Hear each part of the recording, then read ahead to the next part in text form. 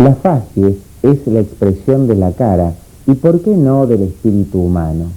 A través del análisis de la misma, podemos detectar con sentido orientativo una determinada patología de aparato o sistema y guiar la exploración médica de dicha manera con sentido discriminativo.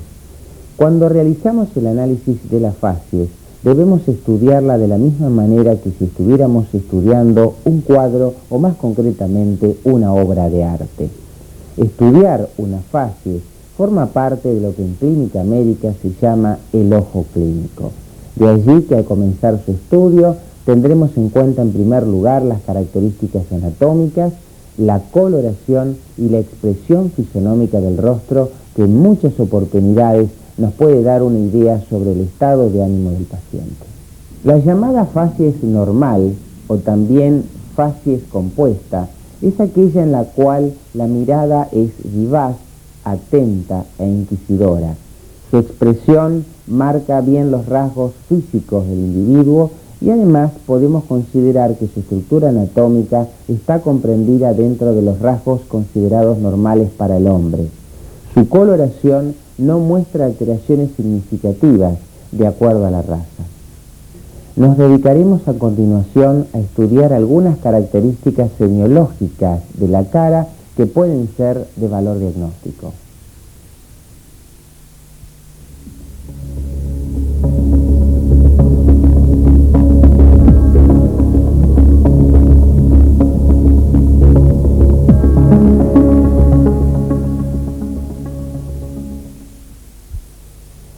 Como comentamos anteriormente, el estudio de las facies puede ser orientativo sobre la existencia de una determinada patología.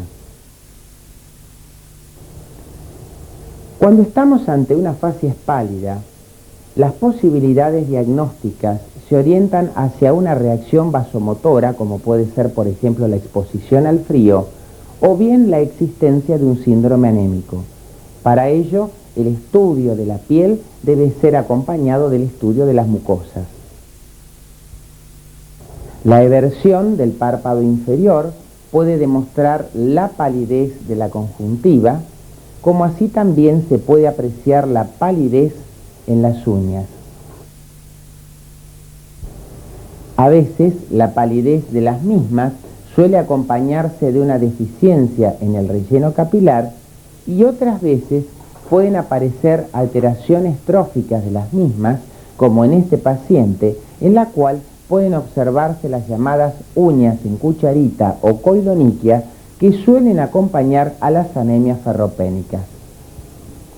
Finalmente, la observación de la lengua puede demostrar la existencia de lesiones tróficas, como ser la depapilación lingual, que en el fondo de una facies pálida puede ser sugestiva de una anemia megaloblástica. La presencia de una facies amarillenta debe poner al médico ante el diagnóstico de una probable ictericia. La misma es la coloración amarilla de la piel y de las mucosas cuando la bilirrubinemia total supera los 2 miligramos por ciento. Ante un paciente ictérico, las posibilidades diagnósticas pueden obedecer a un acortamiento de la vida media de los glóbulos rojos, a una lesión hepatocelular o bien a una compresión de la vía biliar. En este caso, la existencia de estigmas como ser la ascitis, es decir, la acumulación anormal de líquido en la cavidad abdominal, la circulación colateral y la presencia de arañas vasculares, fue sugestivo de la presencia de una cirrosis, lesión que quedó demostrada por la punción biopsia hepática. Ante una facies rojiza o rubicunda, el médico debe plantear los siguientes diagnósticos diferenciales. En primer lugar, tener en cuenta la exposición prolongada a los rayos solares. En segundo lugar, la posibilidad de un cuadro febril, de un cuadro de alcoholismo agudo, una eritrodermia, la hipertensión arterial o bien un proceso séptico.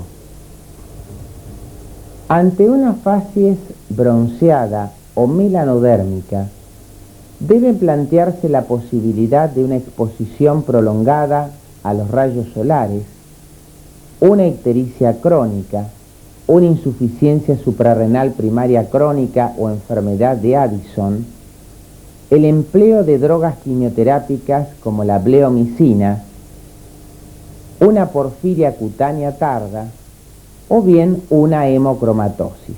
En este caso, se trató de una paciente de 55 años que consultó por hiperpigmentación cutáneo-mucosa progresiva.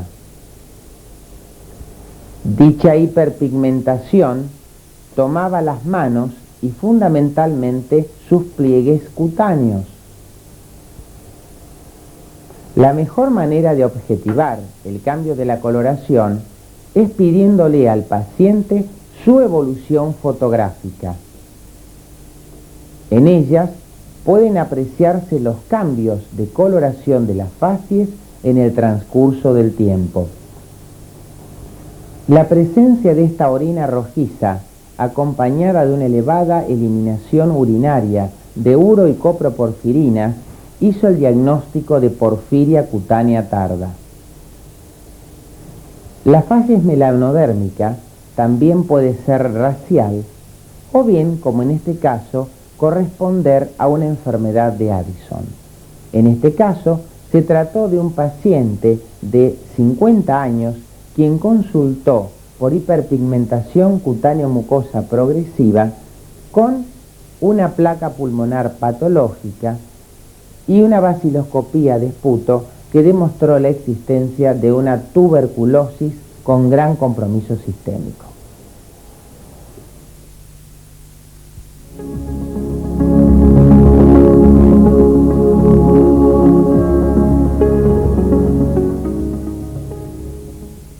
este caso, puede apreciarse la existencia de una facies pálida, abotagada, y si realizamos el examen físico de la paciente, pueden apreciarse la existencia de edemas generalizados.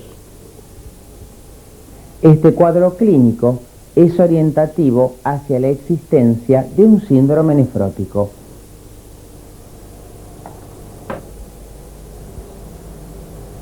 Comenzaremos el estudio de las distintas facies endocrinológicas. La existencia de una facies con un leve tinte amarillento, acompañado de abotagamiento facial, macroglosia y engrosamiento de la voz y caída del cabello, puede ser orientativa sobre la existencia de un hipotiroidismo.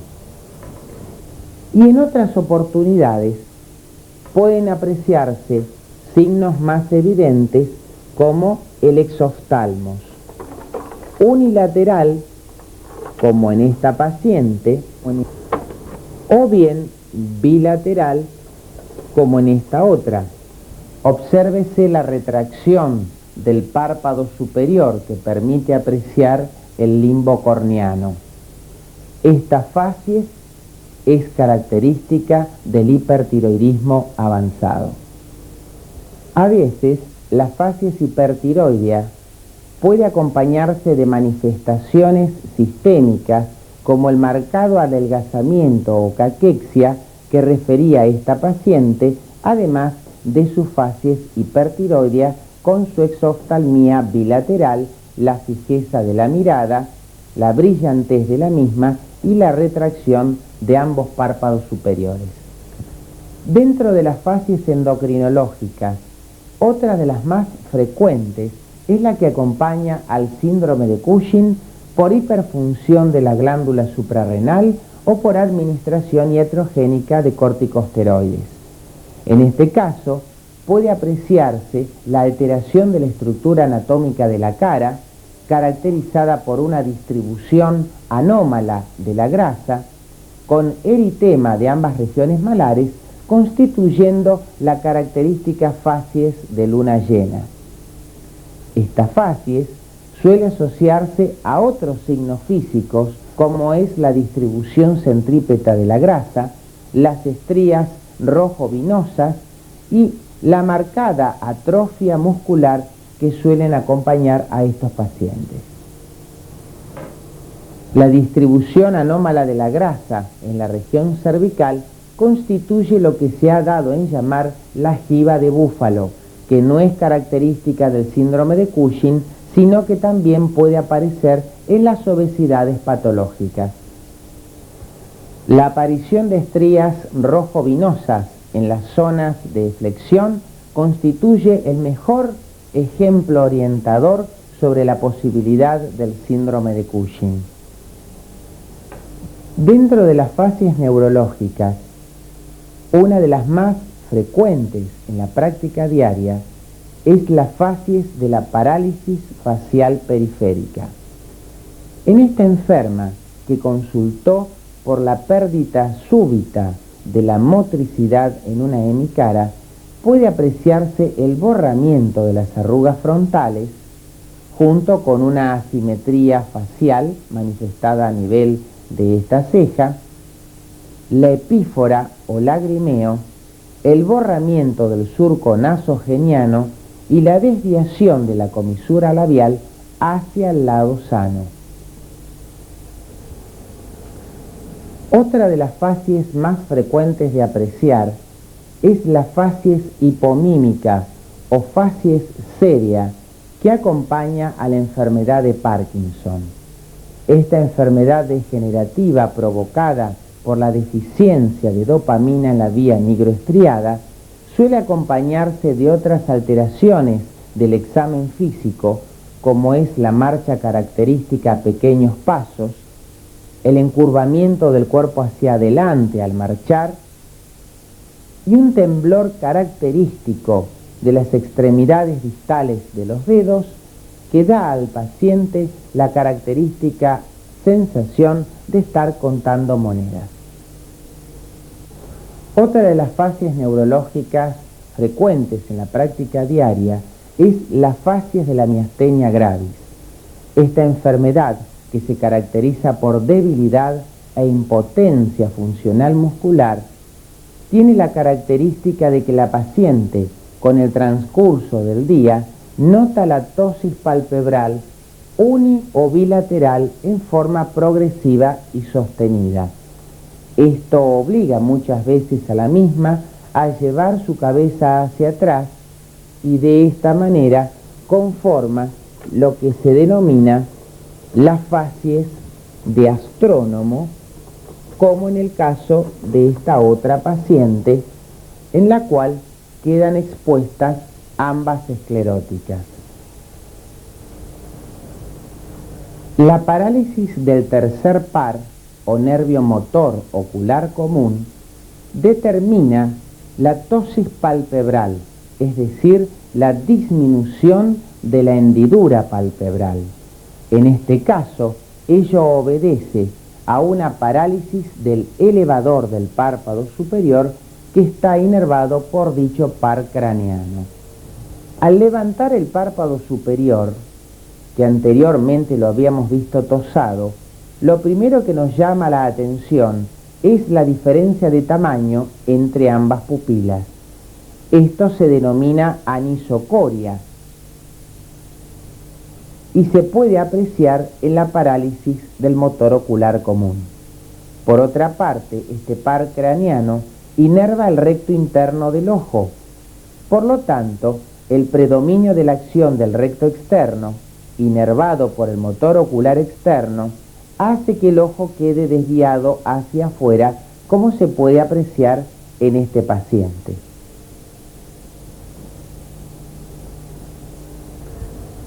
La presencia de miosis,